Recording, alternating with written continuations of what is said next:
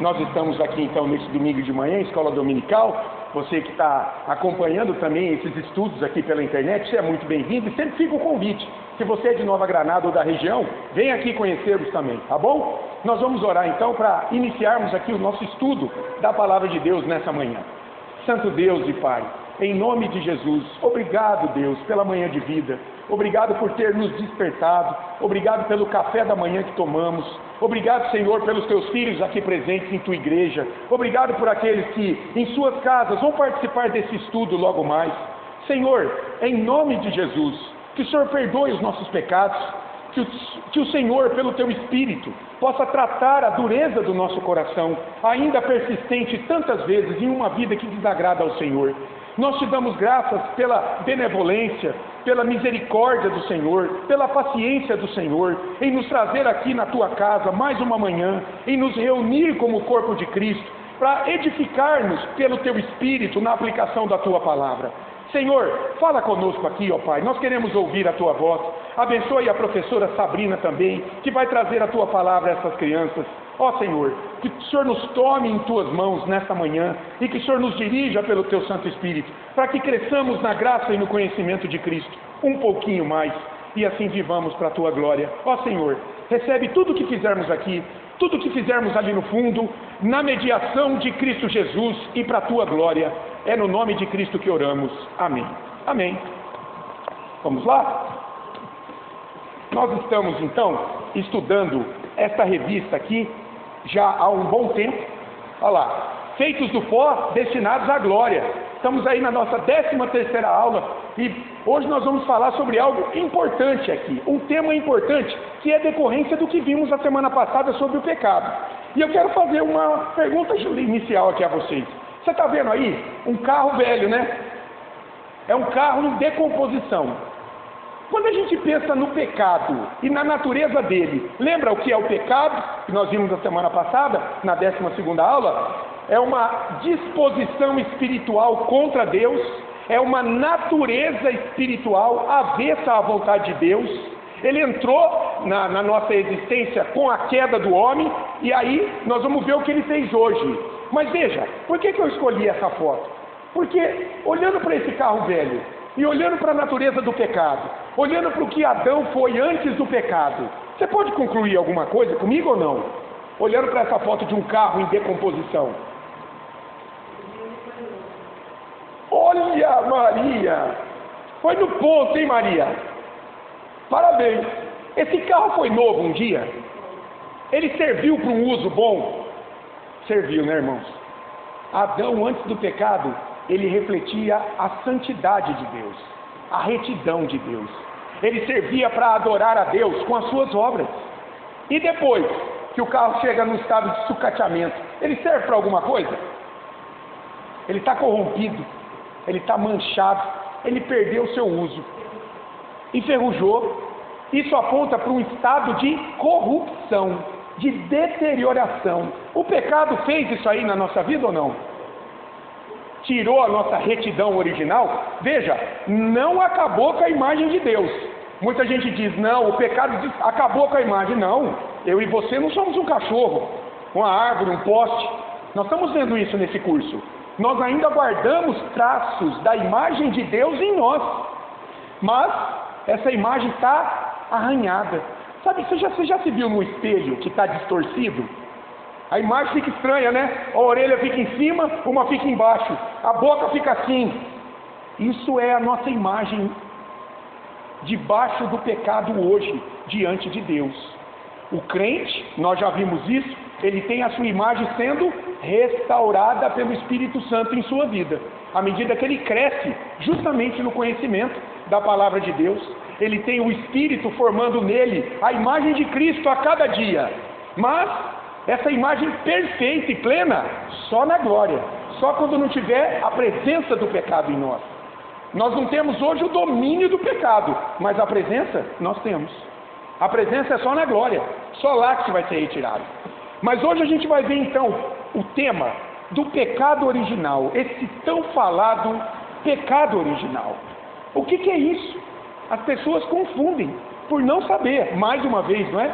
Pela ignorância da palavra de Deus, muitas pessoas confundiram isso ao longo da história, e ainda hoje. O que é o pecado original? Tema dos mais importantes, e que decorrem do pecado. A semana passada nós falamos sobre o pecado. Lembra aquele monstro feio? A presença dele ainda tentando nos agarrar aqui? Pois bem, vamos hoje separar uma parte disso, e vamos falar sobre esse pecado original. Você já ouviu falar sobre o pecado original? Todos nós, né, que frequentamos igreja aí, volta e meia a gente ouve sobre esse tema. Quais são os objetivos dessa aula? Primeiro, compreender o significado da doutrina do pecado original. É claro, não vai ser uma teologia sobre o pecado original, não temos tempo, e eu nem tenho capacidade para isso. Teria que estudar muito sobre esse tema, mas vamos ver aqui uma base muito boa, para a gente entender o que é isso aqui. Segundo, entender o que significa a culpa do pecado original. Ok, nós herdamos uma culpa. O que é isso? Que culpa é essa que a gente herda desse pecado de Adão? E conhecer o significado também da corrupção, que tem duas perspectivas na vida humana. Uma depravação generalizada de nós, que nos levou a uma incapacidade espiritual. E aí, irmão, pensando em incapacidade espiritual, nós vamos pensar no livre-arbítrio. Não é aula sobre livre-arbítrio, mas a gente vai tocar aqui por vezes isso aí. Será que diante de uma incapacidade espiritual, o homem ainda tem livre-arbítrio para chegar diante de Deus? Nós vamos ver isso. Essa lição deixa eu ver aqui. Ela está dividida aí, ó, numa introdução, o que é o pecado original. Olha lá. Bom dia, pode chegar. A escritura e o pecado original, os elementos do pecado original, uma conclusão e uma aplicação. Então vamos lá, irmãos, vamos lá para a nossa introdução. E eu pergunto a você, eu quero saber de você. Bom dia, crianças, pode entrar. Oi, pode entrar que a tia Sabrina já está dando aula lá. Meu irmão, você sabe o que é o pecado original? Se alguém te perguntar na rua, gente, é muito legal isso. Faz esses testes assim com as pessoas. É um exercício muito bom para o fortalecimento da nossa fé e também para criar uma oportunidade para as pessoas refletirem sobre o quanto elas não sabem das coisas. Isso é uma bênção na vida delas, que a partir do momento desse, Deus pode conduzi-las a Ele. Pergunte para as pessoas, você sabe o que é o pecado original? O que você acha? Assim, a palavra, a expressão já aponta para alguma coisa, né? Bom, pecado original é um pecado que aconteceu numa origem, não é? Num princípio. Mas o que é isso aí? Em que consiste? Do ponto de vista formal, ok, um pecado que aconteceu lá na origem, quando Adão ali desobedeceu. Mas e do ponto de vista material? Contrariar a lei de Deus. Muito bem, Juarez. O pecado original é aquilo que atingiu o primeiro homem, que depois dele, né, o pecado ele não tinha da raça humana. Isso, Alaís. Então, o pecado original é o pecado que não atingiu só o Adão, mas Sim. toda a raça. Sim, muito bem, Alaís. Irmãos, isso foi tema de debate ao longo da história, e ainda hoje, e divide muitas denominações até. Olha só, um pregador americano, ele foi um avivencialista, né? Ele participou do segundo grande avivamento nos Estados Unidos, no século XIX, ali por volta de 1820, mais ou menos. Um pastor americano chamado Charles Finney, ele rejeita essa ideia de pecado original. Ele diz, não é assim. Olha o que ele disse. Ele rejeita dizendo que o homem só se torna pecador por um abuso da livre agência. Quer dizer, o homem não nasce com o pecado original. Não, ele se torna pecador porque ele peca. Olha o que ele disse. Quando ele resolve pecar, aí ele se torna um pecador. Antes disso, não. Ele pode dizer, eu não vou pecar. Ele não tem o pecado original que o condicione e que o conduz ao pecado, entenderam? Ele disse, ele se torna pecador quando ele peca, quando ele abusa da livre agência dele. O que é isso? Irmãos, nós não somos máquinas. Eu decido pegar essa Bíblia ou não, quer ver? Peguei. Eu decido me calar ou não. Agora eu quero falar. Nós temos escolhas. Isso é a livre agência. Então ele disse assim: quando eu decido descumprir a lei de Deus, eu peco. Ok? É por isso que eu peco, porque eu decido. Não tenho nada que me condicione a isso. Foi o que ele disse.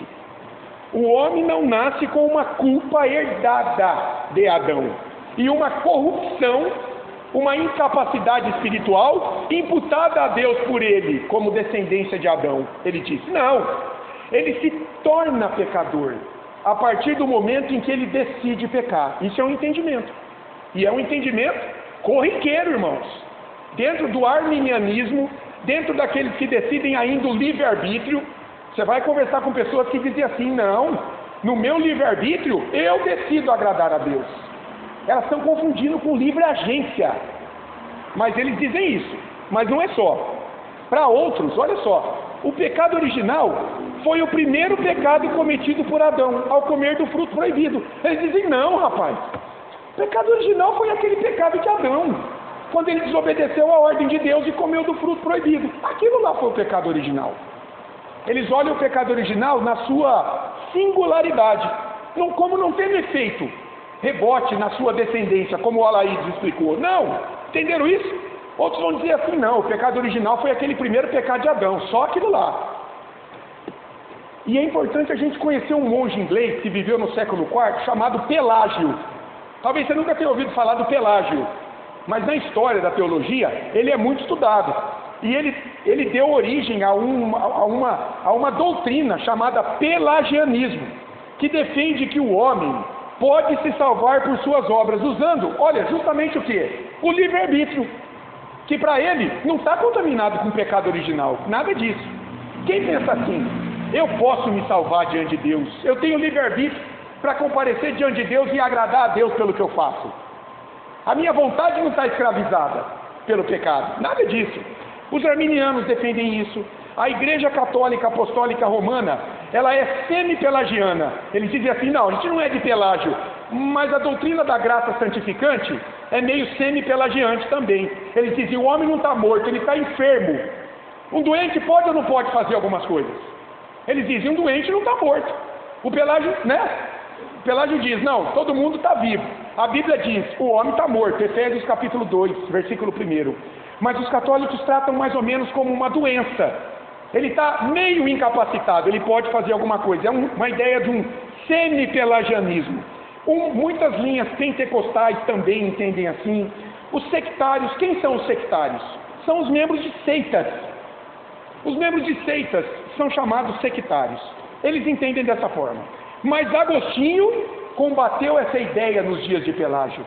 Agostinho, bispo de Hipona, do norte da África. Nos seus dias, um teólogo que influenciou a reforma protestante, os reformadores beberam muito da teologia de Agostinho.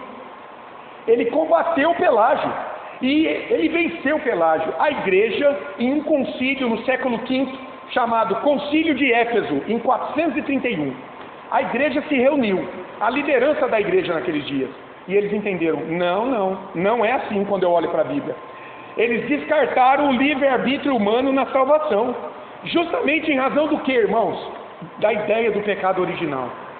O pecado original que indispunha o homem a se salvar por si só, necessitando da graça divina que viria a ele, o regeneraria, daria a ele uma disposição nova e o conduziria a Deus. Para Pelágio, irmão, o ser humano, ele não herda a corrupção de Adão no seu nascimento. Não. Mas o pecado, olha que legal, o pecado para Pelágio e para muita gente hoje ainda, para a psicologia comportamentalista, ele é cometido por imitação. O que significa isso? Você nasce bom em você mesmo, mas aí você vê pessoas ao teu redor pecando, pessoas desobedecendo a Deus. Então, você tem uma escolha: imitá-las ou não. Quando você imita elas, você pecou. Aí está o pecado em você. Esse pecado não tem nada a ver com algo intrínseco, uma natureza espiritual que te domina, que te leva a uma tendência maligna. Nada disso, eles dizem. As pessoas pecam por imitação. O homem é bom e pode deixar de pecar e escolher o bem com suas obras. É o livre-arbítrio. Eles dizem, ele tem uma vontade livre do pecado. Ele não tem uma vontade escravizada pelo pecado. Nada disso. Ele não está inclinado para o mal. Essa é a ideia central que Pelágio defendeu, que Agostinho combateu e que a igreja bateu o martelo, dizendo não, Agostinho e a Bíblia têm a razão. Pelágio está equivocado aqui. Nos dias de Calvino, o Jacobus Armínio foi um teólogo que se levantou contra as ideias dos calvinistas, dos reformadores, que diziam justamente o que Agostinho defendeu, a respeito da perda do livre-arbítrio, lá no Éden, e de que agora a vontade humana ela está escravizada pelo pecado, ela está dominada pelo pecado, ela é insuficiente para se dirigir a Deus e para produzir obras de retidão que atendam os interesses da lei de Deus.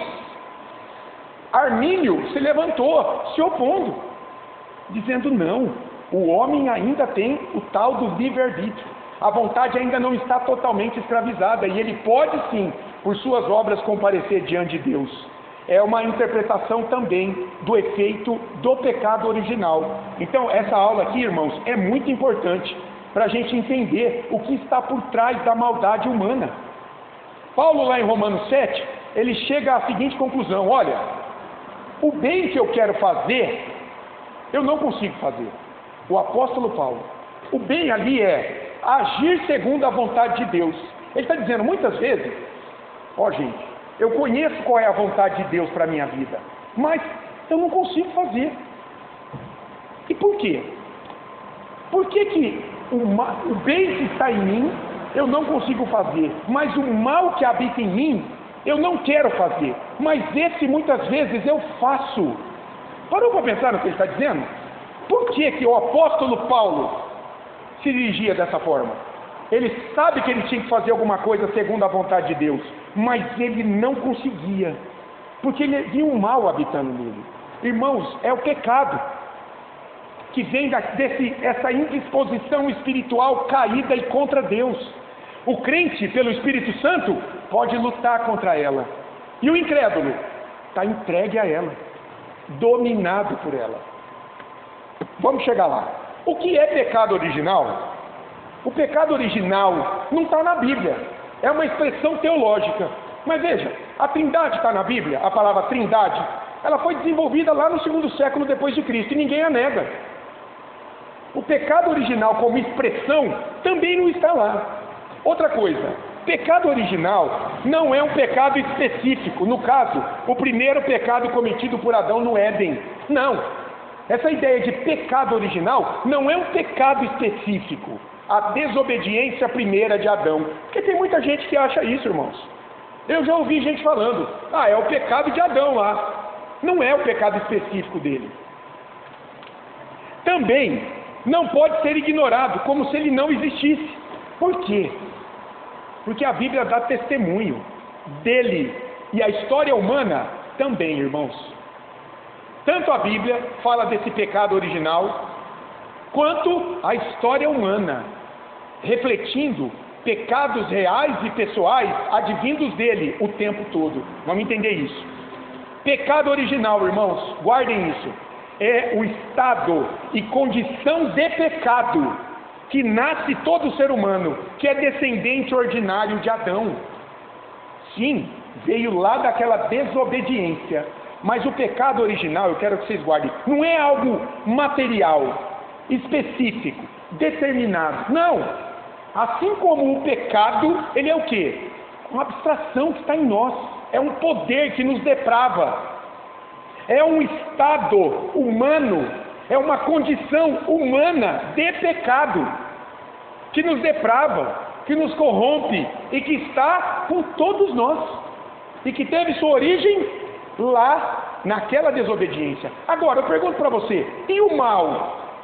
O mal teve origem lá no pecado original? Quando Adão desobedeceu a Deus, e nos trouxe essa condição caída hoje? Quem é que tenta Eva e Adão? Satanás, usando ali aquele animal, não é? Ele aparece no jardim bom e se torna mal, ou ele já aparece mal no jardim? Houve uma rebelião nos céus, nós não sabemos quando. Quando aquele anjo que foi criado por Deus um anjo de luz, para servi-lo em bondade, em santidade e em retidão, ele se revoltou contra Deus e ele caiu. Ele foi expulso do céu e levou 1/3 dos anjos com ele, não é? Apocalipse nos mostra isso aí. Nós não sabemos quando foi, mas o que a gente pode dizer é o seguinte: ele aparece mal no Éden, então ele já era mal antes. Antes de Deus ter criado tudo, Deus criou uma legião celestial para servi-lo, para adorá-lo. Foi ali, em algum tempo da eternidade, que nós não sabemos e nem precisamos conhecer.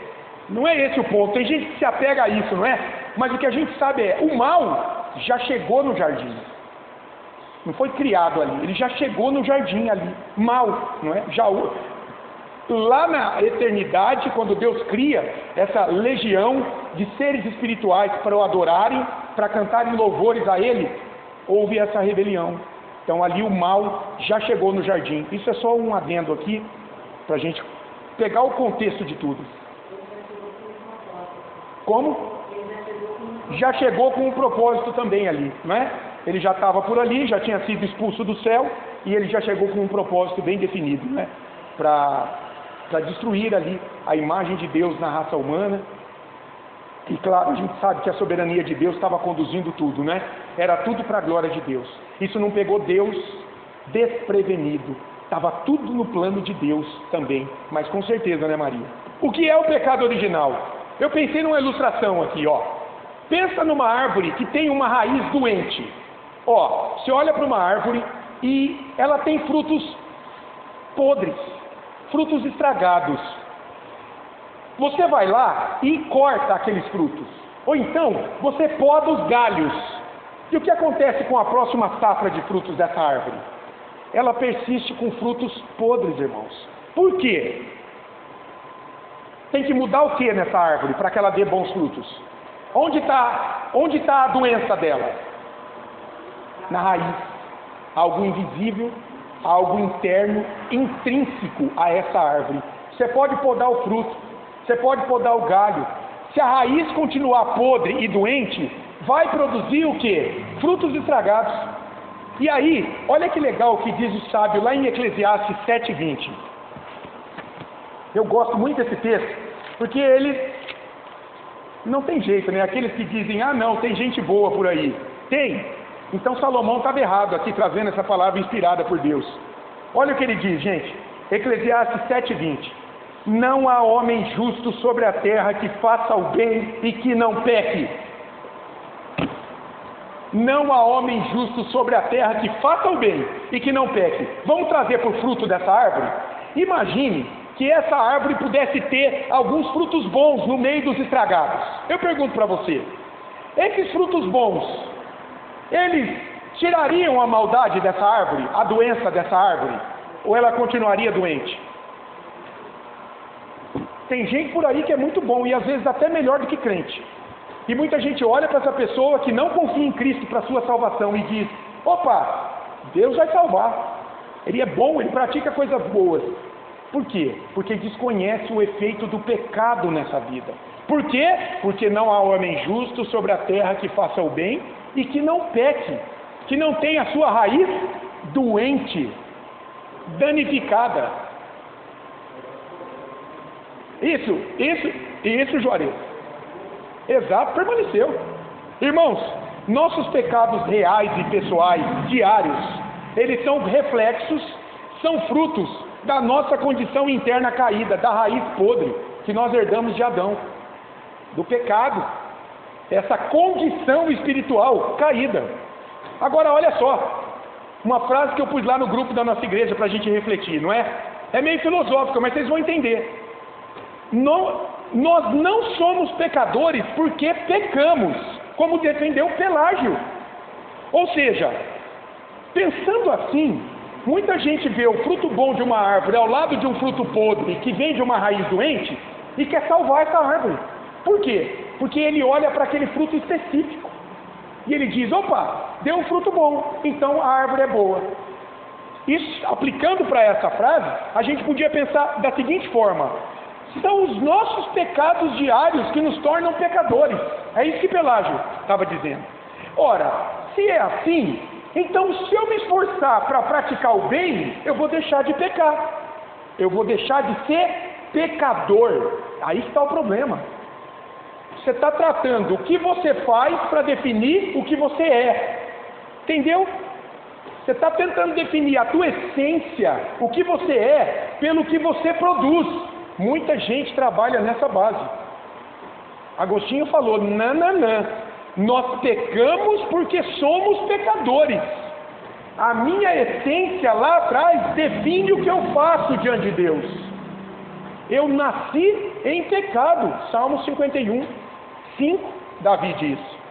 Eu nasci na iniquidade e em pecado me concebeu a minha mãe. A minha essência define o que eu faço, irmão. Então, eu não sou pecador porque eu peco, de modo que se eu deixar de pecar, eu deixo de ser pecador. Eu peco porque eu sou pecador, entenderam? A questão é causa e efeito. É causa e efeito. Isso aqui é importante a gente entender, irmãos. Muita gente vai tentar salvar o homem pelo que de bom ele faz. Você vai conversar com ele? Não, eu não quero igreja, eu não quero Bíblia. Jesus, é um exemplo bom de amor, mas ele não é meu salvador. Eu, fazendo coisas boas, posso agradar a Deus. O que essa pessoa está dizendo? Que eu sou pecador porque eu peco. Isso quer dizer que se eu fizer coisa boa e não pecar, eu sou bem visto por Deus. Eu deixei de ser pecador. A autossuficiência, Rita. A autonomia que Satanás plantou no coração dos nossos primeiros pais. Gente, muita gente trabalha nessa base aqui de Pelágio. Não sabe. Não vai estudar para saber o que está comandando ela. Mas a base é essa. Os reformados falaram, não. A Bíblia está com Agostinho. De que nós pecamos aqui porque nós temos uma essência de pecado. Olha o pecado original. Olha o pecado. Uma indisposição contra Deus, irmãos. E você vai ver que é uma bênção a gente saber disso. Traz humildade. O que é pecado original? Esse servo de Deus aí, o Luiz Berkoff, né? Que é uma teologia sistemática muito conhecida. Ele diz assim, que essa condição interna caída no ser humano é assim por 3 razões. Primeiro, porque é derivada da raiz original da raça humana. Tá vendo? Aí a gente pode aplicar a questão do pecado original lá para a desobediência de Adão. Veio dele. Segundo lugar, está presente na vida de qualquer ser humano, desde o seu nascimento, e não é assumida por imitação, como disse Pelágio e outras pessoas. Por exemplo, muitas linhas da psicologia que vão dizer, coloque uma pessoa num bom ambiente e ele vai ser bom e ele vai agradar a Deus. Diante dos homens ele pode fazer coisas boas, mas e diante de Deus? Se ele não tem Cristo na vida dele, tudo que ele faz é abominação diante de Deus, segundo a Bíblia. O sacrifício do incrédulo é abominação diante de Deus. Por quê? Está manchado com o quê? Pecado, não perdoado, não lavado pelo sangue de Jesus. E em terceiro lugar, porque é a raiz interna de todos os pecados concretizados no dia a dia que corrompem a vida do homem. Então, uma árvore que tem uma raiz doente, ela tem fruto podre sempre. Na aparência, muitos homens olham e veem um bom fruto, mas dentro dela a raiz é doente. Não tem fonte de vida naquela árvore. Para quem conhece aquela árvore dentro dela, ela vai olhar para aqueles frutos, podres ou bons, e vão ver sempre frutos maculados pela seiva deficiente daquela árvore. Agora transfere isso para o ser humano, irmãos. O homem é assim. O homem sem Cristo, ele pode tirar a pele dele para vestir alguém que está com frio. Os homens vão aplaudir, ele vai para os holofotes, ele vai ganhar o prêmio da paz e por aí vai. Mas diante de Deus aquilo só vai servir para condenar ainda mais ele. Na presunção de que ele pôde fazer algo independentemente da cruz de Jesus para ser aceito por Deus. Entende por que a religião das boas obras é algo abominável para Deus? Porque deixa de lado o quê? A única obra que Deus recebeu para a salvação do pecador, a obra perfeita do Filho de Deus. Estão entendendo? Tem um servo de Deus também, o Gresham Machen, ele fala assim, cada homem vem ao mundo como pecador, é a essência, irmão. A essência nos define, com uma corrupção da natureza, a partir da qual todas as transgressões do indivíduo procedem. De acordo com ele, o pecado original significa a morte da alma, não apenas a morte física. Nós vimos isso, né? Que significa a morte. Mas também a muito mais terrível morte espiritual, a morte da alma para as coisas que são boas, a morte da alma para Deus. Agostinho chama de o bem superior. Ele fala lá no livro dele, quando ele fala sobre o livre-arbítrio, ele diferencia o bem superior e os bens inferiores. Ele fala, os bens inferiores são o que o homem busca aqui na terra, os prazeres temporais, as coisas temporais. O bem superior é buscar a presença de Deus. Ele diz, esse aí o homem perdeu, absolutamente. Não tem livre-arbítrio, vontade que vá a Deus hoje.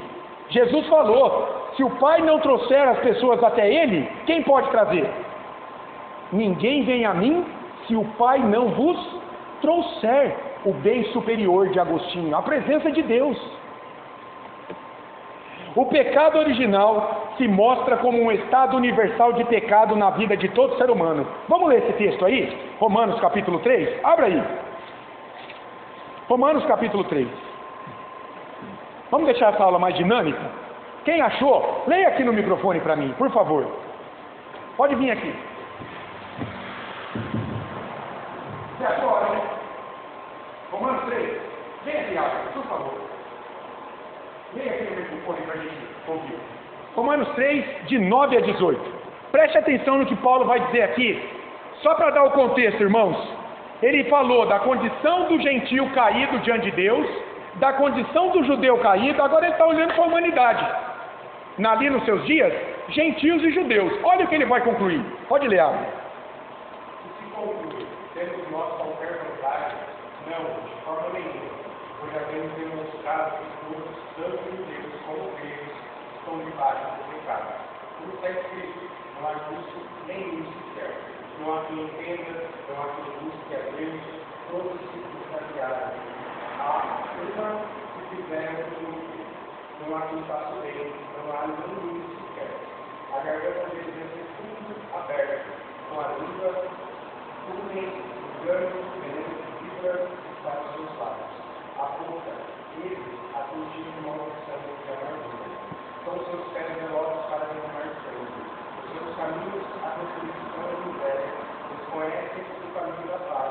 Não há temor de Deus diante dos seus olhos. Meus irmãos, essa é a condição da humanidade aí, ó, debaixo do pecado original, sendo conduzida a cada dia pecando, quebrando a lei de Deus ferreamente. O que Paulo está dizendo aqui? Primeiro, dos versículos 10 a 12, ele dá uma condição, uma cláusula geral. Não há quem faça o bem. Ele traz o Salmo 14 aqui. Ele diz, do céu, Deus olha para ver se há alguém que entenda, alguém que o busque. E qual a conclusão de Deus? Todo mundo se extraviou. Não há quem faça o bem. E a gente precisa ser honesto intelectualmente agora, irmãos. Isso é revelação na palavra de Deus. Se você, talvez que está aí tomando conhecimento com a teologia reformada pela primeira vez, entende que há pessoas boas, eu respeito o teu entendimento, mas você tem que negar a Bíblia. Porque aqui o todos é a humanidade. Está todo mundo debaixo do pecado. E aqui é o próprio Deus do Salmo 14 que conclui, trazido pelo apóstolo, não há um que faça o bem. Por quê? Suas palavras são corruptas. Versículos 13 e 14. Suas ações são corruptas. Versículos 15 a 17. A sua mente é corrompida. Versículo 18. Quer dizer, o seu ser, mente, emoções, vontade, conduta, está tudo corrompido. Daí, irmão, como defender livre-arbítrio depois da queda? O livre-arbítrio aqui, como uma vontade livre de qualquer inclinação para o mal. É isso que é o livre-arbítrio. Livre-arbítrio, vontade livre. Vontade livre do quê? De qualquer influência que não a minha própria vontade. Adão tinha isso. Agora, como defender isso? Que eu tenho uma vontade absolutamente livre de qualquer inclinação para desobedecer a Deus. Diz ela aí. É tão complicado que a minha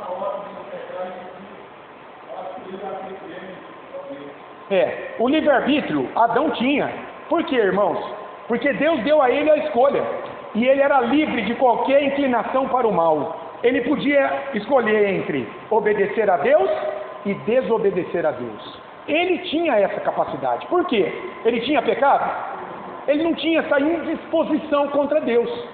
Quando ele resolveu desobedecer a Deus, a humanidade caiu com ele. O mal, essa indisposição, essa condição espiritual em nós, entrou em nós. Nós nascemos com ela. Não tem como a gente se desligar dela. Só na glória que nós não teremos a presença dela, a presença do pecado. Tá bom? A Escritura e o pecado original. Vamos ver alguns textos que falam sobre esse pecado original? Olha 1 Reis 8:46. Os dias de Salomão ali, né? Ele está consagrando o templo. E olha o que ele diz ali. 1 Reis 8:46, ó. Ele está orando a Deus. Está intercedendo em favor do povo. Que ele sabia que ia desobedecer a Deus daqui a pouco. Ele diz, ó. Quando pecarem, olha aí. Quando pecarem. Não é se eles vão pecar. Eles vão pecar. A questão é de tempo. Quando pecarem contra ti. Olha agora. Pois não há homem que não peque. Está vendo aí, Salomão? Pois não há homem que não peque. Por que não há homem que não peque? Lembrando de Eclesiastes 7:20, o último texto aí que a gente já leu. Porque a condição desse homem é o quê? Pecar. É pecar, irmão. Olha Provérbios 29. Provérbios 29. Irmãos, que bênção é a gente conhecer a Bíblia. A gente se conhece. Deus nos confronta. Ele vem mostrar quem a gente é, para que a gente corra para Ele. Provérbios 29, 20, versículo 9. Quem pode dizer, é uma pergunta retórica, quer dizer, a resposta está na pergunta. Ó, quem pode dizer, purifiquei o meu coração, limpo estou do meu pecado? Quem pode dizer? Alguém pode? Ninguém. Não, tem o mesmo efeito. Eclesiastes 7:20 não há homem justo sobre a terra que faça o bem e que não peque. Salomão está dizendo ali, né, ali no início, assim, as palavras são diferentes, mas o teor é o mesmo. Ele está dizendo, porque não há homem que não peque. Ali em 7:20 ele estendeu essa ideia. Mesmo os que fazem o bem, eles pecam, né? Pecado original é um estado universal de pecado, mas e as crianças? E aí? Será que elas pecam também? Olha Gênesis 8:21, irmãos. Gênesis 8:21. A gente lê assim, ó. E o Senhor aspirou o suave cheiro e disse consigo mesmo, não tornarei a amaldiçoar a terra por causa do homem, agora, porque é mau o desígnio íntimo do homem desde a sua mocidade. Essa palavra no hebraico, mocidade, pode ser vista como infância. É mau todo o desígnio íntimo, não é externamente. Isso é importante compreender. É a natureza, é a essência, é má. Ó, Salmo 51:5. O que diz Davi lá? Confessando o seu pecado com Batseba, né? O contexto da composição desse salmo é o pecado de adultério dele. Ele diz assim: eu nasci na iniquidade e em pecado me concebeu minha mãe. Por que a mãe dele o concebeu em pecado? Porque ela era santa, ela era pecadora. E ela herdou esse pecado de quem? Da mãe. Que por sua vez herdou de quem? Lá atrás, de Adão. Veio dele, foi vindo. Olha o Salmo 58:3. Eu gosto desse salmo. Olha o que diz aqui o salmista. Salmo 58:3, ó. Ele está meditando na vida dos ímpios. Ele diz assim, Salmo 58:3. Desviam-se os ímpios desde a sua concepção. Nascem e já se desencaminham, proferindo mentiras. Nascem. E ó, já começa o caminho da dor, da morte. Pecado agindo nessa vida também. A criança não tem a mesma maturidade e percepção do pecado como um adulto tem. Já foi ralado pela vida, e já sabe muita coisa errada, mas está lá dentro dela de maneira embrionária, o pecado. A história humana, irmãos, comprova o pecado original como um estado interior corrompido pela queda de Adão. Você quer ver? Por quê? Você não precisa ensinar uma criança a mentir, a manipular. Gente, eu olho para a Esther, eu já falei para vocês, minha filha tem 4 meses. Quando ela quer que a gente pega ela, sabe o que ela faz? Eu falei para a Carol hoje de manhã, Carol, esse bercinho vai durar 1 ano, não vai durar mais. Parece um cavalo bravo já.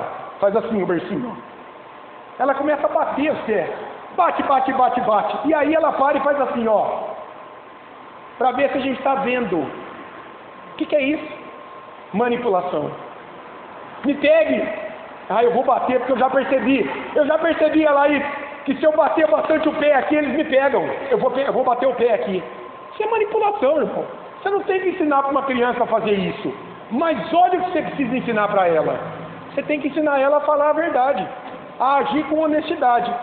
Isso você tem que ensinar. Por quê, hein? Por quê? Os psicólogos aí de plantão. É porque ela já tem um estado interior que gosta de manipular, de mentir. A desfaçatez está nela já. Coitadinha, ela não tem consciência disso ainda. Em algum momento ela vai ter. Mas está lá já dominando ela. Entenderam? Não é interessante pensar assim? Você não tem que ensinar ela a falar a mentira. Está nela. Você tem que ensinar ela a falar a verdade.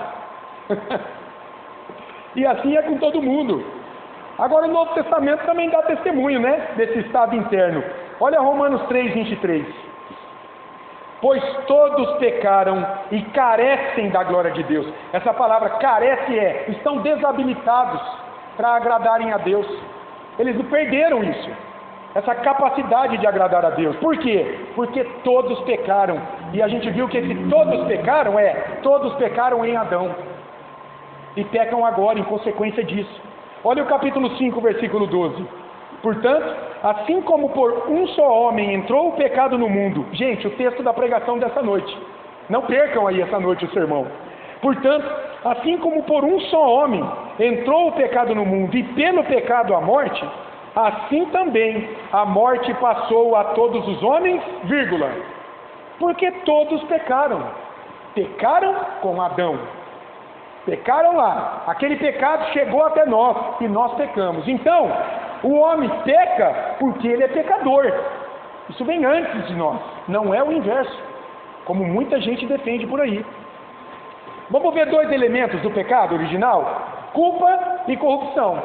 O pecado dele lá atrás trouxe isso para a raça dele, a raça que veio dele, de Adão, a raça humana. De um lado, culpa pelo pecado diante de Deus, e de outro lado, uma corrupção. Vamos entender isso aqui, que é bem importante. É uma culpa original em nós.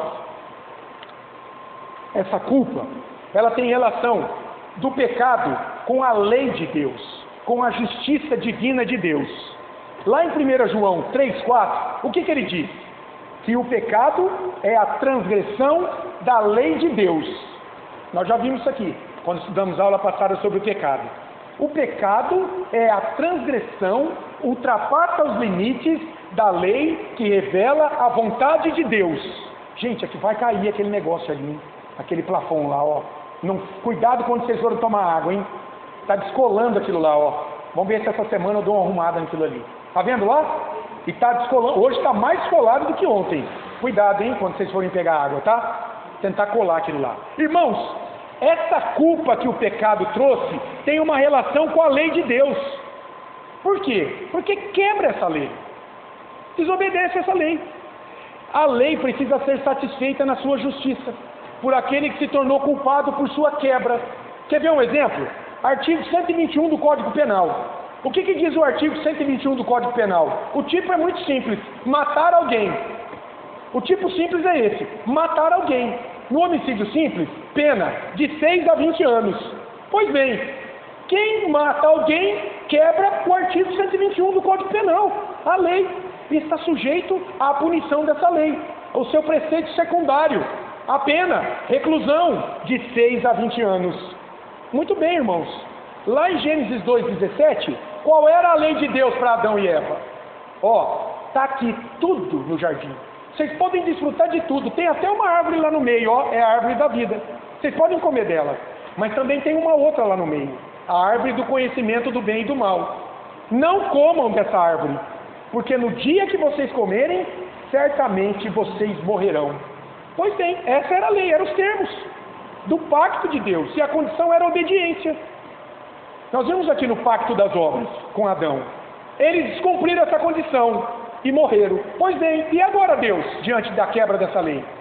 Ele pode fazer, Ele pode passar a mão na cabeça, ele pode fazer vista grossa, passar pano nisso aí, jogar para baixo do tapete e não punir? Deus não pode, irmãos, porque um dos atributos ontológicos do ser de Deus é ele ser justo.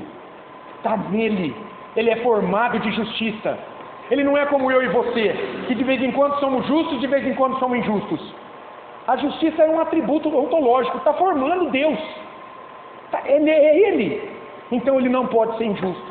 E se Deus é justo, ele não tolera o pecado, e agora ele tem que matar quem peca. Olha aí, irmãos. A culpa pelo pecado, então, leva à condenação diante da lei que foi violada. Toda a humanidade, sem o perdão de Cristo, está debaixo dessa culpa diante de Deus. Quando peca, quebra a lei e recebe a sanção da lei. Qual é a sanção? Morte. Física, espiritual, eterna. Estão entendendo a gravidade do pecado? Que as pessoas desconhecem e vivem como se Deus não existisse. Como se elas pudessem fazer o que elas querem. Como se a lei da vida delas fosse o que elas determinassem. Elas desconhecem que Deus tem uma vontade revelada hoje, a sua lei, e Ele continua exigindo obediência daqueles que não confiam em Jesus Cristo. É a condição do pacto, obediência. Graças a Deus por Cristo. Nós já estamos vendo aqui, os que têm Jesus obedeceram a lei por meio da obediência de Jesus. Agora olha que interessante, como essa culpa de Adão é transmitida aos seus descendentes? Como é que ela chega a mim hoje? Adão era o quê? Nós já vimos, diante de Deus, ele era o representante, o cabeça federal de toda a raça humana que dele viria. Ele era, porque Deus decidiu assim. E eu entendo a tua discordância muitas vezes, porque muita gente diz assim: que é isso? Não é justo eu ser punido pelo pecado de alguém que eu nem conheci. Quem diz isso é porque desconhece essa doutrina aqui, de que foi Deus que determinou, de que o teu primeiro pai era o teu representante diante dele, e de que na obediência dele você viveria, e na desobediência dele você morreria. Foi Deus que determinou assim. Então, irmão, se é assim, o pecado dele, em certo sentido, foi o pecado de sua descendência, porque nos alcançou. Estávamos todos em Adão, de modo seminal, germinal, embrionário, quando ele pecou. E agora? Bom, Deus agora vai atribuir a culpa dele à sua descendência. Vai atribuir, simples assim. A gente já estudou a respeito da origem da alma. Lembra? Aquelas teorias lá, o traducionismo, ou seja, a alma vem de geração natural, a minha alma veio do meu pai e da minha mãe, a deles veio do pai e da mãe deles, é o traducionismo. Nós vimos que a ideia bíblica é diferente. A ideia bíblica vai muito mais para o criacionismo. Quer dizer, na concepção, ali quando o óvulo é fecundado pelo espermatozoide, é fixado na parede do útero da mulher, ali Deus cria uma alma. Criacionismo. Deus cria, forma uma alma perfeita. Cada vez que um óvulo é fecundado e pregado, não, palavra feia, né? Ele é colocado na parede do útero da mulher. Colocado também não, como é que eu posso dizer? Ele é inserido, ele é posto ali, ele é fixado na parede do útero da mulher. Ali Deus cria uma alma.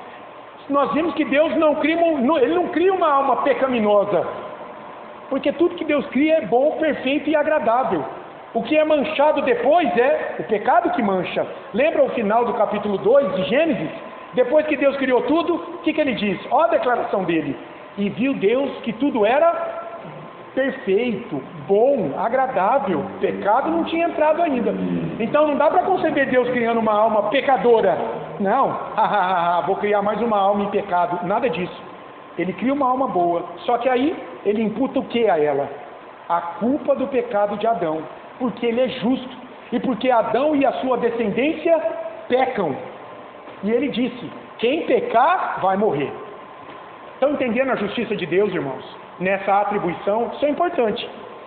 Paulo em Romanos 4:8, parece que ele defende essa ideia. Ele diz assim, citando o Salmo aqui 32, né? Bem-aventurado o homem a quem o Senhor jamais, olha agora, imputará pecado. Imputar, atribui pecado, ou a culpa do pecado, irmãos. Bem-aventurado o homem a quem Deus não atribui iniquidade, a quem Deus não atribui pecado. Primeiro elemento que vem do pecado original, a culpa diante da lei de Deus. Vocês entenderam isso? Que todo ser humano, descendência de Adão, herda uma culpa pelo pecado.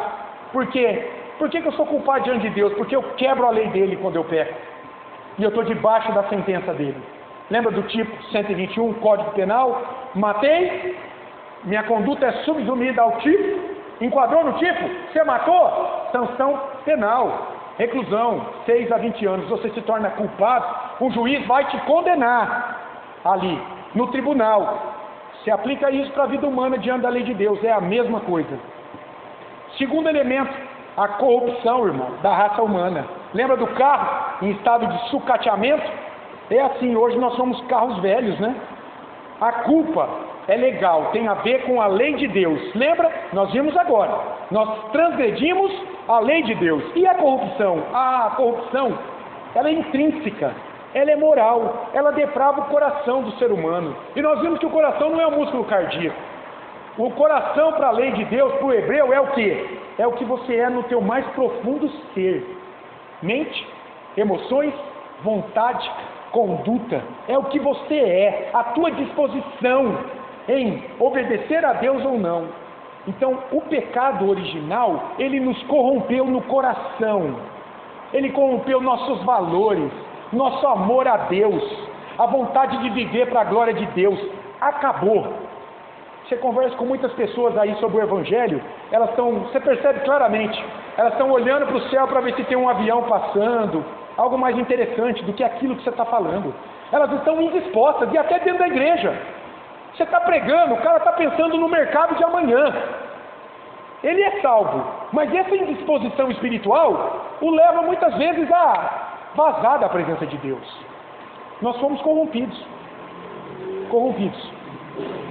A humanidade, pela corrupção moral, perdeu sua retidão original, criada à imagem e semelhança de Deus. Mente, vontade, sentimentos foram depravados totalmente.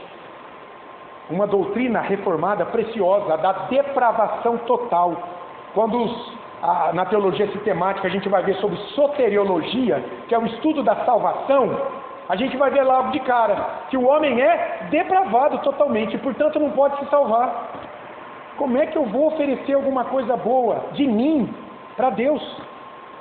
Vem aí a corrupção moral do coração humano. A descendência adâmica, então, está propensa a praticar o mal e não o bem, irmãos. Antes do dilúvio, Deus dá uma checada como estava a humanidade. Olha em Gênesis 6:5, qual a conclusão dele? Viu o Senhor que a maldade do homem se havia multiplicado na terra, e que era continuamente mal todo o desígnio do seu coração. E a descendência de Adão era a imagem dele, herdando o pecado dele. A gente lê lá em Gênesis 5:3. Viveu Adão 130 anos e gerou um filho à sua semelhança, conforme a sua imagem, e lhe chamou Sete. Aqui o escritor inspirado está dizendo, conforme a sua imagem, conforme a sua semelhança, tudo que ele trouxe para esse filho Sete. A imagem corrompida agora pelo pecado dele, a desobediência dele. Está vendo a Bíblia dizendo? Logo a seguir, primeira geração ali de Adão, Sete, geração posterior, já traz o quê? Traços da imagem dele. Deus aqui está querendo mostrar, ó, o que ele fez lá, passou para 7. O pecado dele, passou para 7. A culpa dele, passou para 7. A corrupção dele, passou para 7 e chegou a nós. Eu não vim de um jacaré. Eu não sou um símio aperfeiçoado. Eu não venho de um tronco comum que me une a um símio, a um leopardo, a uma árvore. Não, nada disso. Nós temos visto nesse curso de antropologia bíblica. O ser humano é distinto. Ele foi criado de maneira diferente, à imagem e semelhança de Deus. 7 foi criado à imagem e semelhança de seu pai, que por sua vez foi criado à imagem e semelhança de Deus. Tudo conectado. Estão entendendo isso aqui? Bom dia. Pode entrar. Olha só. Isso aqui é importante, meus irmãos. Olha que interessante. Isso aqui é demais, ó. A Bíblia é clara, irmãos. Claríssima. Vem cá ouvir um pouco o estudo da palavra de Deus. Aproveita essa manhã. Como é que você chama? Daniel, senta aí um pouquinho. Nós estamos falando aqui sobre algo que existe dentro de nós, Daniel, que a gente precisa conhecer, para a gente caminhar diante de Deus, para você entender na tua vida, por que às vezes coisas dão certo ou errado? Afinal de contas, por que eu quero fazer coisa certa e não acerto? Nós estamos falando sobre isso aqui, estamos falando sobre o pecado original. Olha só, o homem não pode mudar isso que ele herdou de Adão, o seu primeiro pai. Por quê? Essa natureza, essa tendência corrupta diante de Deus. Meus irmãos, olha a imagem que Deus usa no contexto lá do cativeiro babilônico. Jeremias 13, 23. Jeremias está lá.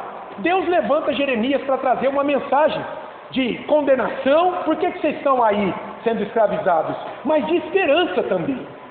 E quando Deus está pensando, por que o povo peca, desobedece, ele traz a imagem de um animal. Ele diz lá em Jeremias 13, 23, o seguinte, olha que legal isso aqui. Ó, Jeremias 13, 23. Preste atenção. É Deus que está falando aqui. Pode acaso um etíope, um homem negro, mudar a sua pele? Ele pode se tornar branco? Ou o leopardo, lembra de um tigrão, um leopardo? As suas manchas, ele pode mudar as suas manchas? Um negro pode virar branco, um branco pode virar negro? Agora, irmãos, então, olha a conclusão. Deus agora está olhando para a desobediência do povo dele.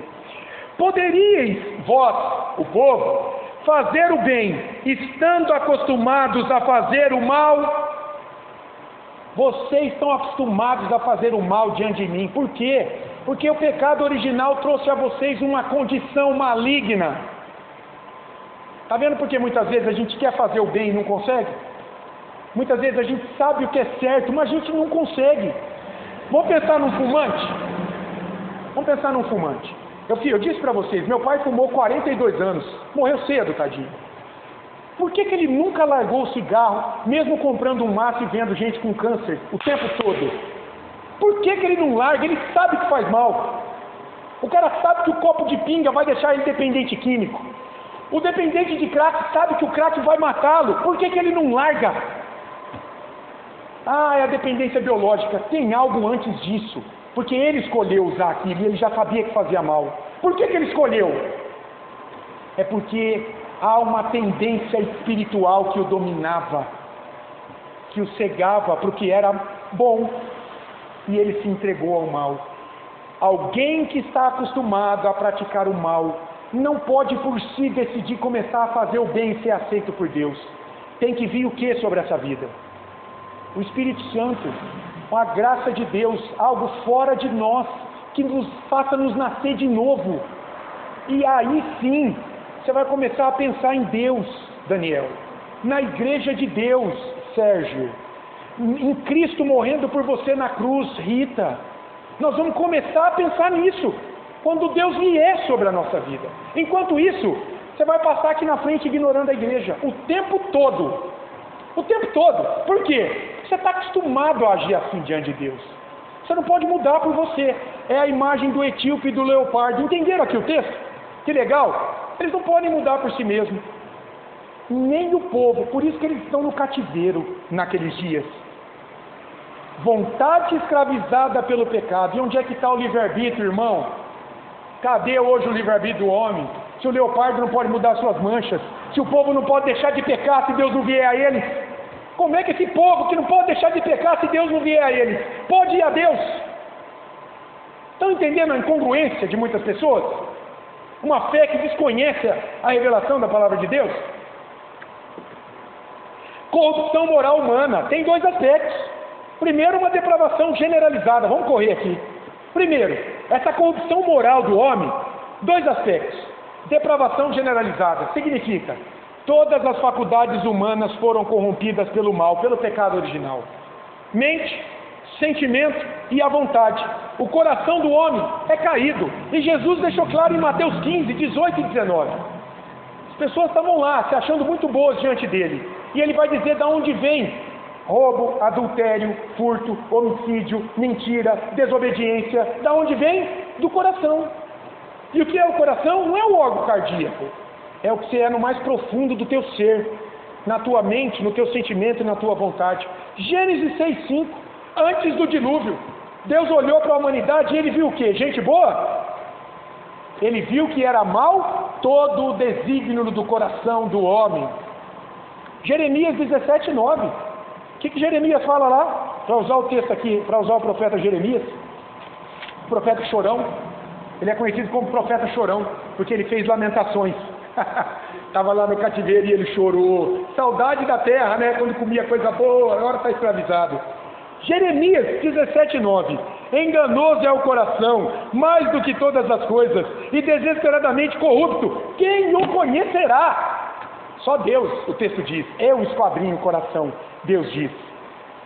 Irmãos, pecado original aponta para uma vontade humana escravizada, que não tem mais desejo por Deus. E a gente vê isso logo depois da queda do homem. Adão e Eva, logo depois que pecaram, Deus foi procurá-los lá no jardim. E o que diz Gênesis 3, de 8 a 10? Eles apareceram diante de Deus, sem roupa agora, né? E com vontade de falar aquilo que eles haviam feito? Lá não. O que eles fizeram? Se esconderam. Por quê? Porque tiveram medo. Se esconderam por medo. Medo do quê? Medo da sentença de Gênesis 2,17, morte. Eles pecaram, eles desobedeceram a Deus.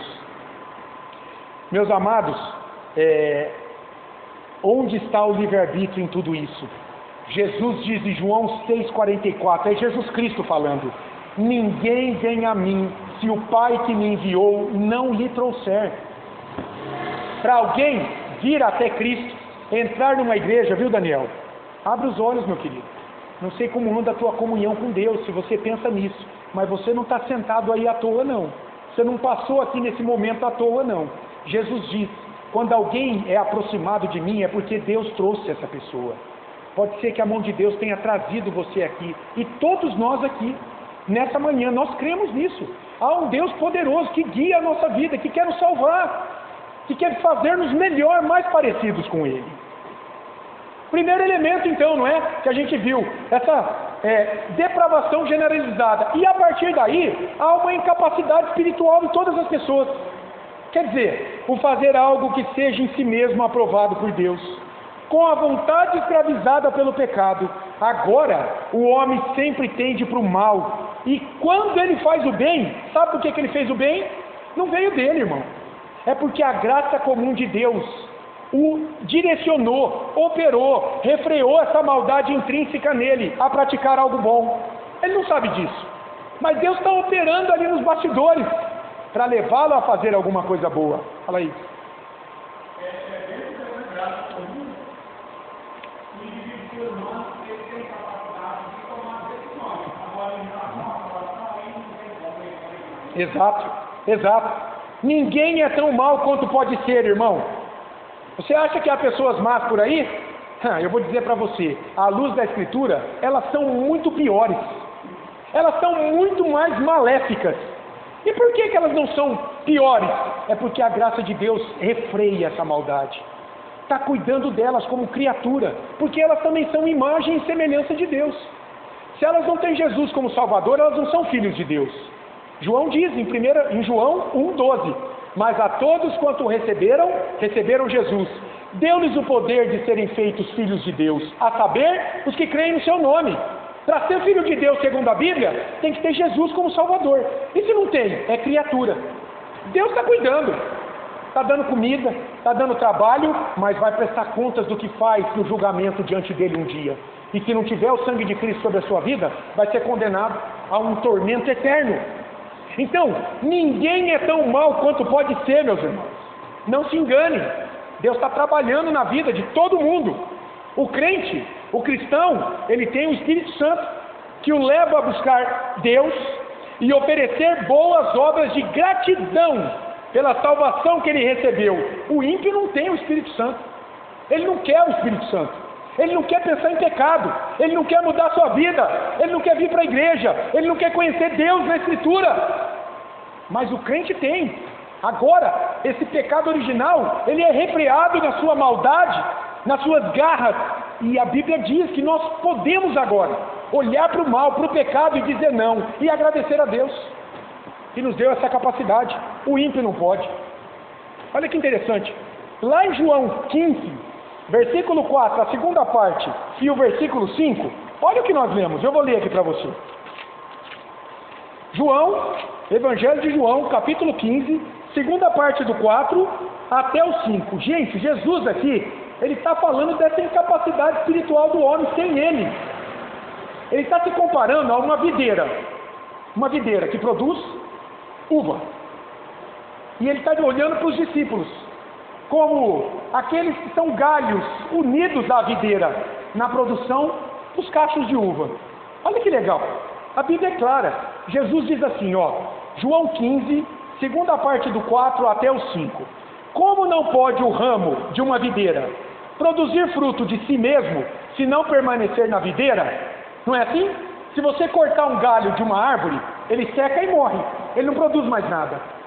Então Jesus está dizendo, como isso não pode um ramo, se for arrancado da videira, produzir algo de si mesmo?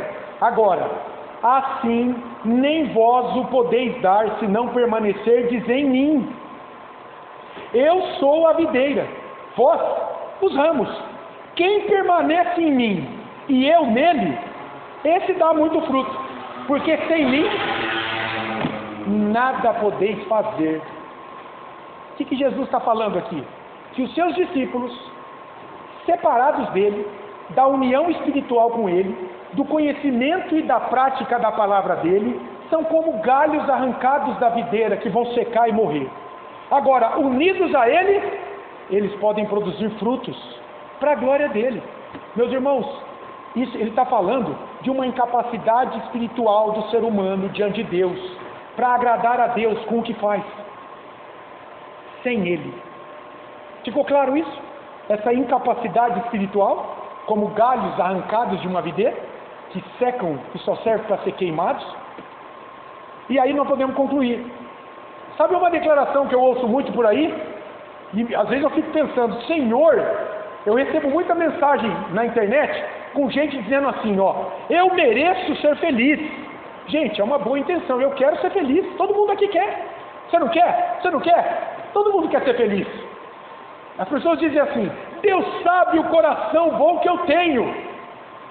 Ele vai me dar felicidade, vai me livrar dessa doença, vai me dar um emprego. Senhor, o Senhor vai me ajudar. O Senhor me fez para ser feliz.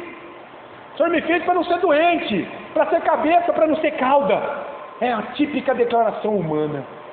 Meus irmãos, isso provém de uma ignorância da Escritura, de uma falta de conhecimento da Escritura.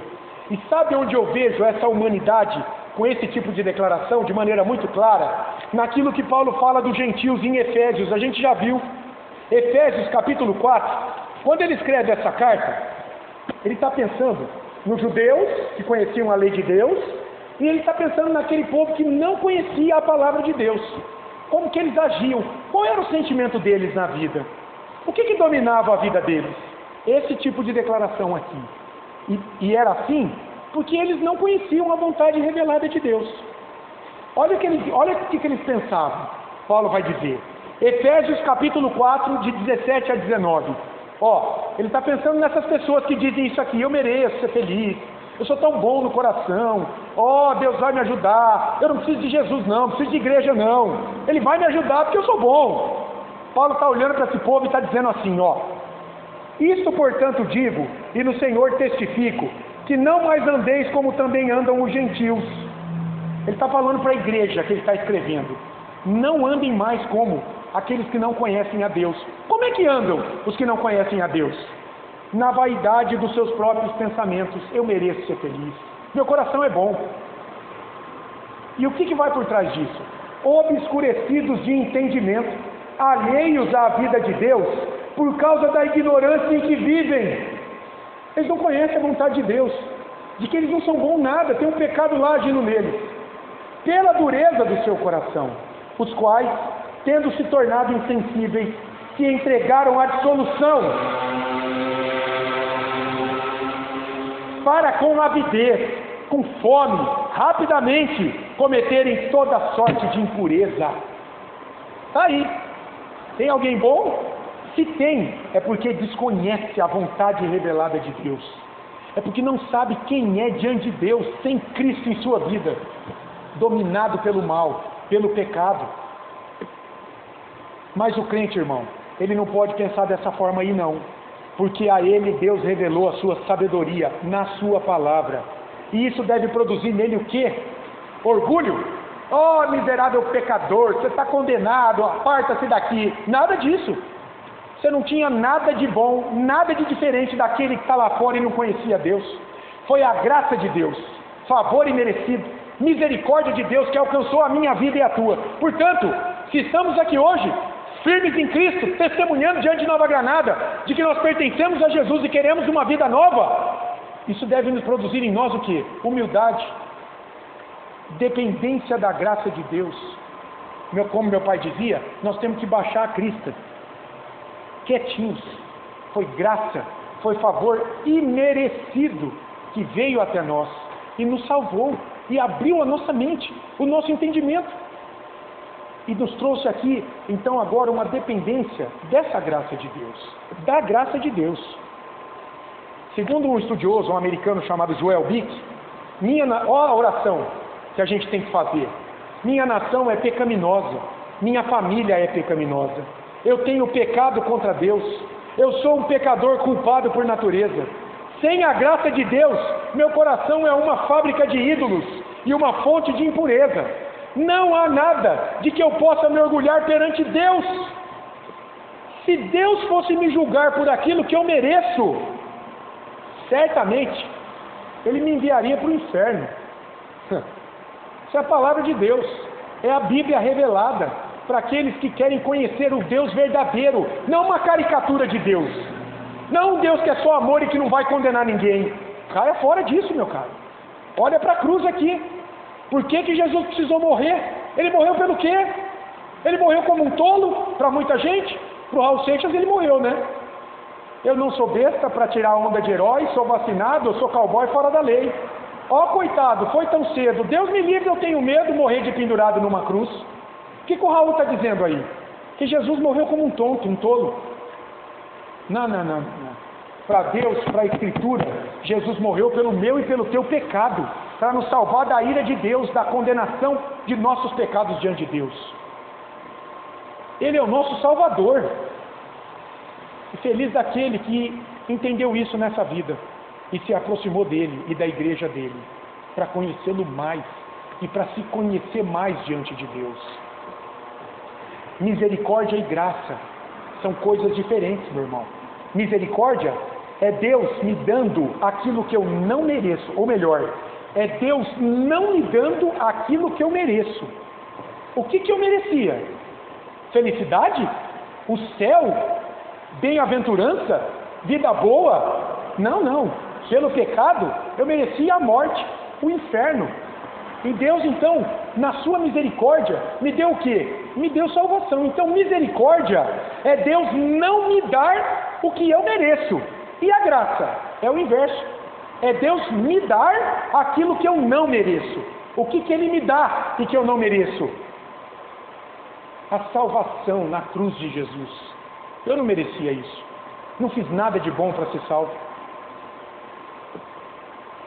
Paulo, lá em Romanos 7, 24, ele parece que ele traz, claro, né, essa ideia. Lá no versículo 24, quando ele diz assim, ó, desventurado homem que sou, quem me livrará do corpo desta morte? Ele está pensando na condição natural dele, sem Cristo. Eu estou morto por meus pecados. Quem vai me livrar disso? E ele responde no versículo 25, graças a Deus por Jesus Cristo nosso Senhor, porque foi Ele, na cruz dele, que me livrou dessa situação diante de Deus. Então a gente pode fazer rapidamente algumas aplicações. Olha só, irmãos, uma oração que a gente precisa fazer diante de Deus, olhando para esse estudo. Reconheço diante de Deus que eu sou pecador desde o meu nascimento, corrompido em minha natureza e culpado diante do justo juiz, Deus. Hoje, com o coração quebrantado, rejeito toda a autossuficiência e confesso, Senhor, sem a Tua graça estou perdido. Que minha confiança esteja somente em Cristo, por meio de quem recebo perdão e nova vida. Essa deve ser uma oração, meus irmãos, uma convicção, à luz da Escritura, viu? Não à luz do que eu penso, à luz do que me ensinou algum guru, algum psicólogo, nada disso, mas à luz da palavra de Deus. Essa deve ser a nossa convicção de um salvo, de alguém que foi alcançado pela graça e nasceu de novo no Espírito. Algumas aplicações, rapidamente. Olhando para esse estudo, o que você tem que pensar? Reflita sobre áreas, meu amado, do teu coração, onde ainda há idolatria, orgulho e resistência à vontade de Deus. Será que você mesmo aqui na igreja ainda pensa assim? Não, eu sou bom em mim mesmo. Eu de mim posso agradar a Deus. Não preciso frequentar a igreja presbiteriana de Nova Granada. Não preciso. Eu posso agradar a Deus por mim mesmo. Será que há isso ainda em seu coração? Será que há alguma área na tua vida autossuficiente diante de Deus? Não, meus pensamentos são corretos. Minhas emoções são ajustadas. Eu chego no final do dia, olho no espelho e falo, Senhor, muito obrigado porque fui bom demais hoje. Tem gente assim, meus irmãos. Está cheio de gente assim. Em segundo lugar, faça do arrependimento uma prática constante na tua vida, reconhecendo a tua dependência da graça de Deus. Se estamos aqui nesta manhã, foi a graça de Deus. Não tínhamos nada. Eu louvo a Deus pela tua vida, meu amado, que passou aqui na frente, foi desafiado e entrou. Reflita. Isso aqui que está acontecendo hoje, aqui nessa manhã, vai ecoar na eternidade na tua vida. A partir de agora, eu não sei qual era o teu compromisso com Deus, com a palavra dele e com a igreja dele. Isso é entre você e Deus. O que eu sei, e gostaria até de conhecê-lo melhor depois, mas o que eu sei, meu amado, é que Deus vai pedir contas do que você ouviu aqui nessa manhã. O que você fez com isso? Você ignorou? E agora não passa mais nessa calçada, passa do lado de lá? Ou algo falou ao teu coração e à tua mente? Algo fez sentido aí? Quando você olha para a tua vida e fala, peraí, esse careca aí está falando umas coisas que está fazendo sentido para mim, e eu quero conhecer melhor, eu quero me aproximar, eu quero saber um pouco mais da minha vida com Deus. Quem é esse Deus que eu não conhecia? Ou conhecia meia boca? Eu quero passar a conhecer melhor esse Deus. A igreja está aberta aqui para você. Hoje à noite, às 7 da noite, tem culto aqui. Vem ouvir a palavra de Deus. Nós estamos pregando a palavra de Deus aqui na carta de Paulo aos Romanos. Deixa Deus esclarecer algumas coisas na tua vida, e as coisas podem mudar rapidamente na tua vida. Em terceiro lugar, meu caro, compartilhe com outras pessoas. O que estamos fazendo aqui nessa manhã com esse amado irmão? Compartilhe com outras pessoas. O quê? Gente, a realidade do pecado. O pecado não é brincadeira, não é mito. Adão é um personagem histórico, ele existiu, ele desobedeceu a Deus, ele caiu e nós caímos com ele. Olha a morte, você não vai viver para sempre. E a morte, como consequência do pecado, é uma das evidências de que o pecado daquele homem me alcançou. Senão eu não morria. Por que eu morro? Por que eu faço muita coisa errada, quebro a lei de Deus?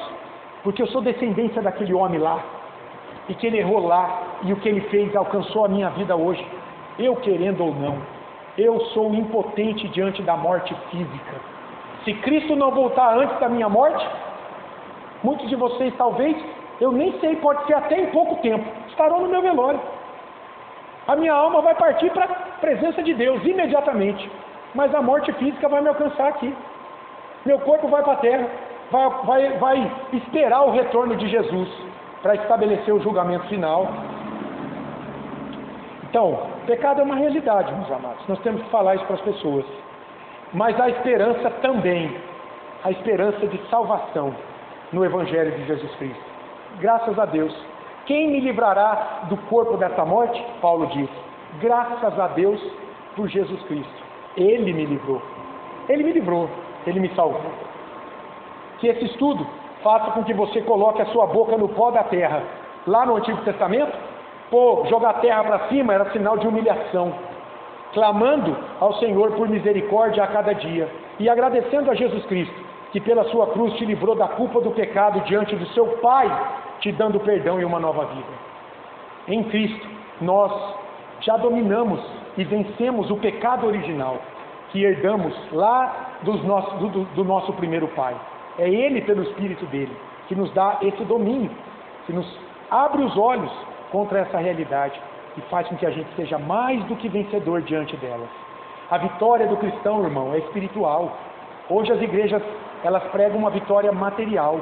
Então, se você não é rico, é porque você não tem fé. Se você está doente, é porque Deus não gosta de você. E por aí vai. Meu caro, biblicamente falando, a vitória é contra inimigos espirituais. Morte, pecado, Satanás. A vitória é contra esses inimigos espirituais. A partir daí, dessa vitória, Deus vai trazer tudo que você precisa para viver a tua vida. Tudo. Não vai te faltar nada. Porque Davi no Salmo 23:1 diz: se o Senhor é meu pastor, nada me faltará. Amém? Alguém quer falar alguma coisa para a gente encerrar? Tudo bem? Ô Abner, você pode orar, por favor? Ora para a gente aqui no microfone, encerrando. Daniel, foi uma alegria conhecê-lo. Espera um minutinho aí para eu apertar a tua mão, tá bom? Fábio. Senhor, Deus, meu Pai, que são presentes, Oh, Deus. somos pecadores. E o Senhor precisa constantemente trabalhar em nosso coração. Sim, Senhor. Pela sua graça e grande Deus em nossas vidas. Reconhecemos, Deus, que somos pecadores. Oh, Senhor. Perdoa-nos, Pai, em nome de Jesus. E como aprender, Senhor, muitas vezes fazemos aquilo que não queremos. É verdade. Percebemos já que coisas, Senhor, contra ti. Misericórdia sobre a nossa vida. Amém. Nos dê um coração reto, um coração Oh, Deus, em nome de Jesus. busca agradar a ti, ó Deus.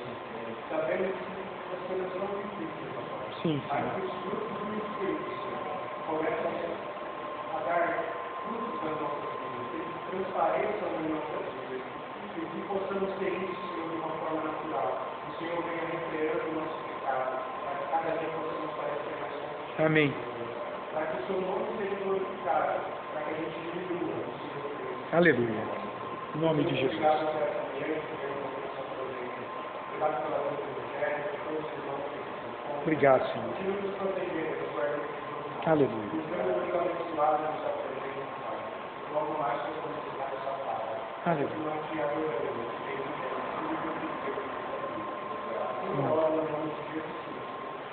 Amém.